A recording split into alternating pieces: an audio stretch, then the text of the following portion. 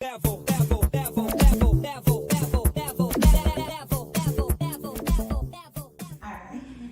y'all, hey! Welcome to another episode of Resilience Rising here on Mogul TV. And y'all know I tell y'all every single time, if you have not liked and followed and tapped in and tuned in, I'm so disappointed in you.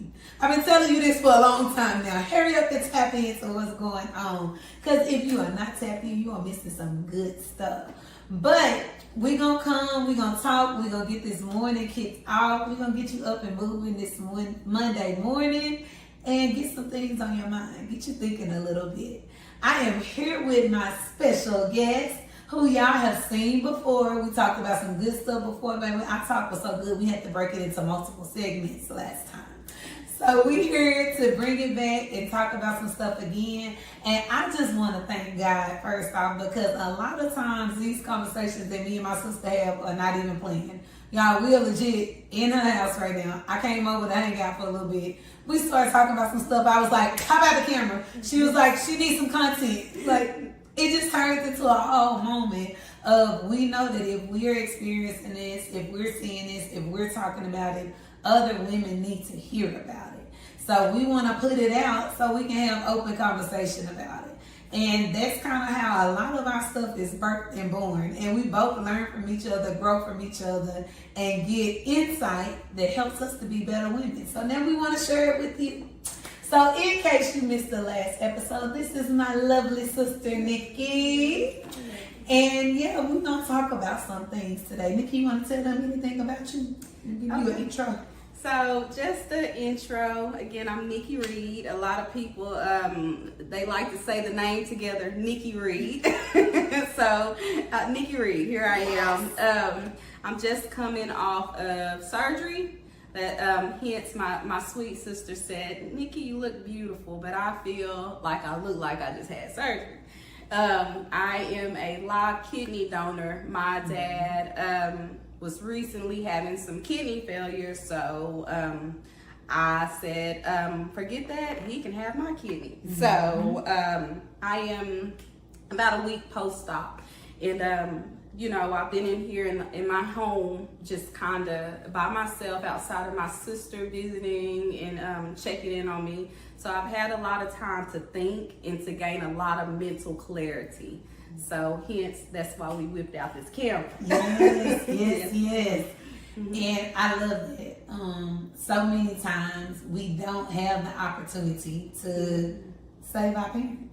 And so that's in essence what you did. And that's it was a big sacrifice for you.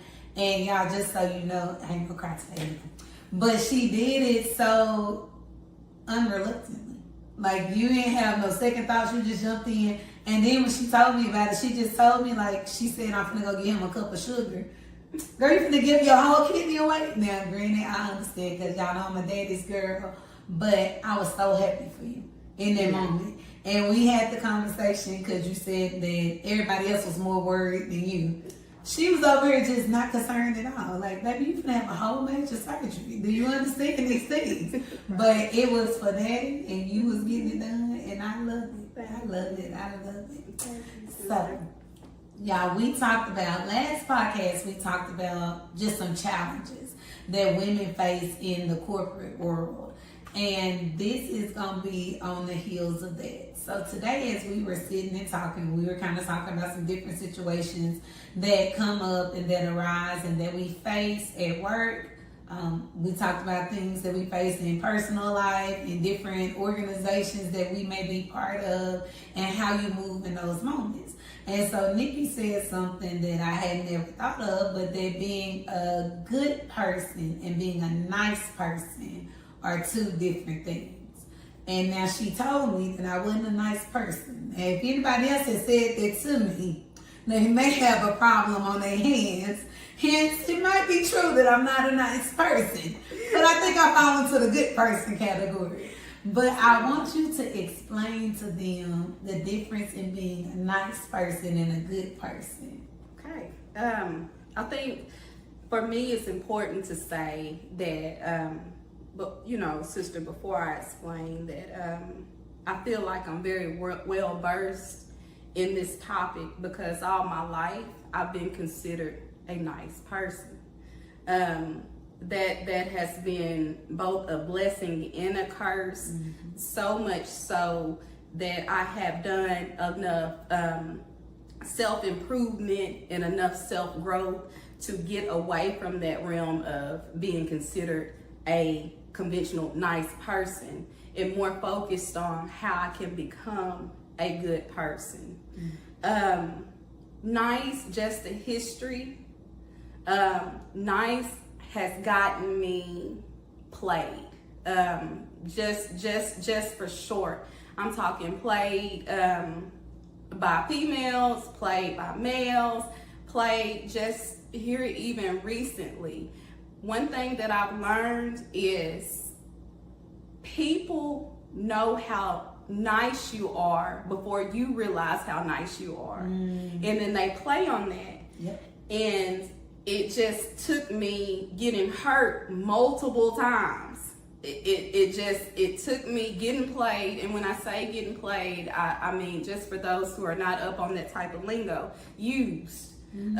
It took me getting used. It took me getting backstabbed. It took me to just like, miss out on even opportunities from being nice, to realize that being nice is not where it's at. Now, however, being a good person is. To me, being a good person means that you actually look out for the community. You want to help people because that is what God called you to do. Or you want to help people because you find it very important to be a good person. While being nice to me is being somebody who is afraid of conflict. Being nice is somebody who wants to be liked by others. Even just listing some of those characteristics that I used to have back then, it just kind of makes me cringe. Again, just wanting to be liked by others, wanting to fit in, not wanting somebody to be mad at me, so I put myself second. Those are things that nice people do that, again, just from experience, it hinders their lives. It costs them opportunities. So when I tell my sister, like, sister, I don't see you as a nice person. I see you as a good person. And I say this to my sister because those characteristics that I had as a nice person, she doesn't have those. My sister respects and she does God work daily, but if somebody does not like her, she is not going to bend over backwards to try to be nice to them to change their opinion of her. That's never been her. That's not her. Being nice is not something that she is to me because, like, as far as just dying to be respected by others, of course respect is good, but my sister and me now, we understand that, respect is earned. And, if somebody doesn't respect you, that's their choice. You cannot change that. So why try to be nice to them when they've already made it up in their mind that, either they don't like you or they don't respect you. And I think that kind of goes hand in hand with self-value. Like when you know your worth and you know who you are and you know how you are, what you called to do, you don't get distracted by, let me go make this person happy. Right. And I think that, like I said, coming from, if somebody had just walked up and was like, you're not a nice person, I might be like, you know what? Let me tell you about you. But knowing just the difference in seeing good person and nice person, that was a self-awareness moment for me when you said, I don't fall into that category. And what's crazy is, like, if my husband watched this, he would not agree that I'm not a nice person, but he don't know firing me that will take you from 0 to 2,000 real quick. And so I tend to be a protective person. I have my people and I want them to thrive. I want them to do well, and I do whatever it takes to make sure that they're there. But I also want to drop the key that not being a nice person does not equate to being a mean girl. And so that was an episode that I just did, was mean girl vibes. And so we experience these people that are like just bitter. And they mad at everybody in the world, and they want everybody to fail and all the things. Me and you had the conversation that sometimes the older black women that we expect to be our guides and to walk us through stuff and give us the game can be some of the messiest, meanest women that you will ever meet. And I remember being young in my job. So I've been in my job 16 years now. And when I started there, I was the baby of the bunch. Like, the other women there have kids that are my age.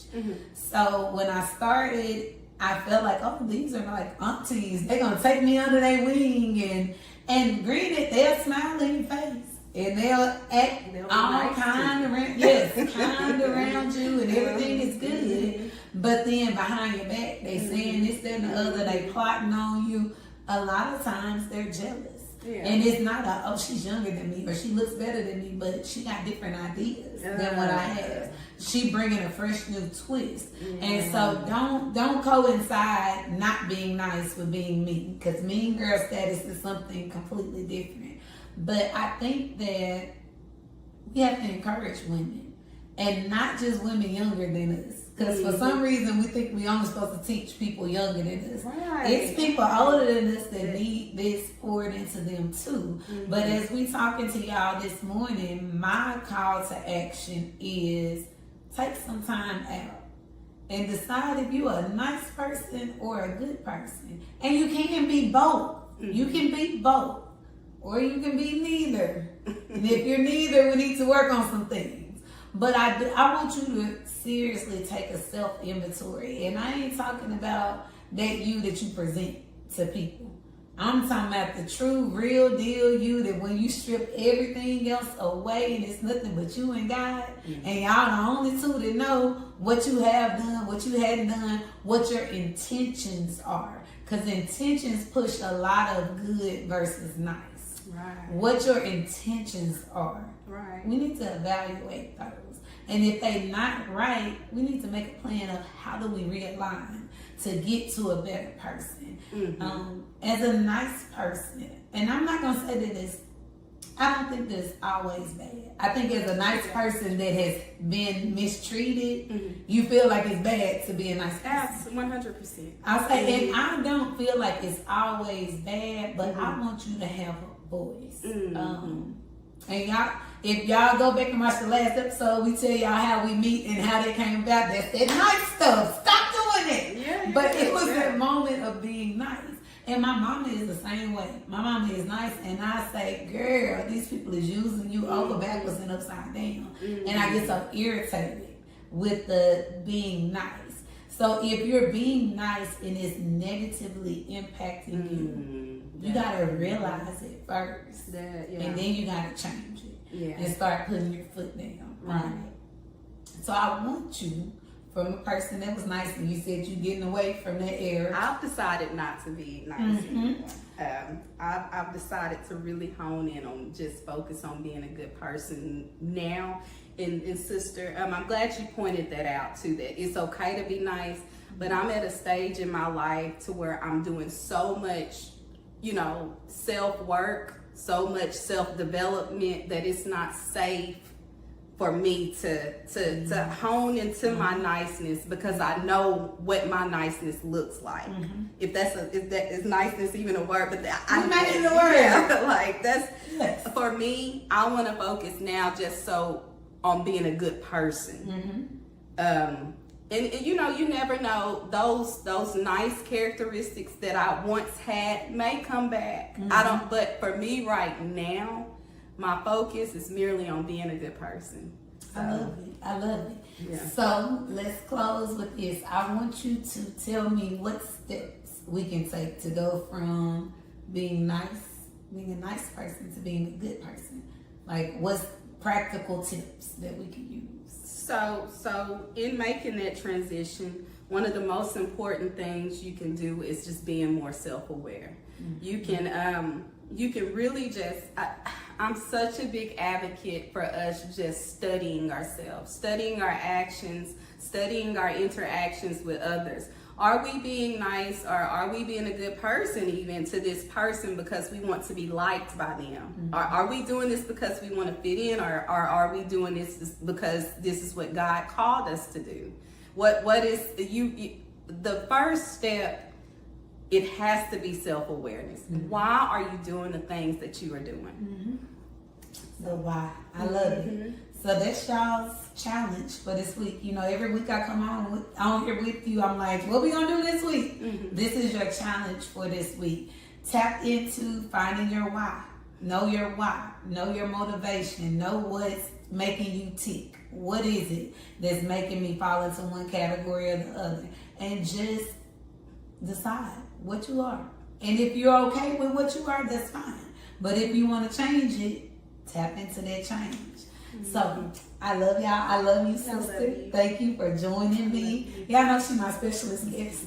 All right, I ain't gonna tell the other guests that. Don't tell nobody else I said that. But I love y'all. Thank y'all for joining us for another episode of Resilience Rising. And as always, use these tips, because I'm gonna come back next week and ask you what you learned and how it went. Okay, so tap in. Love y'all. Bye. Mwah.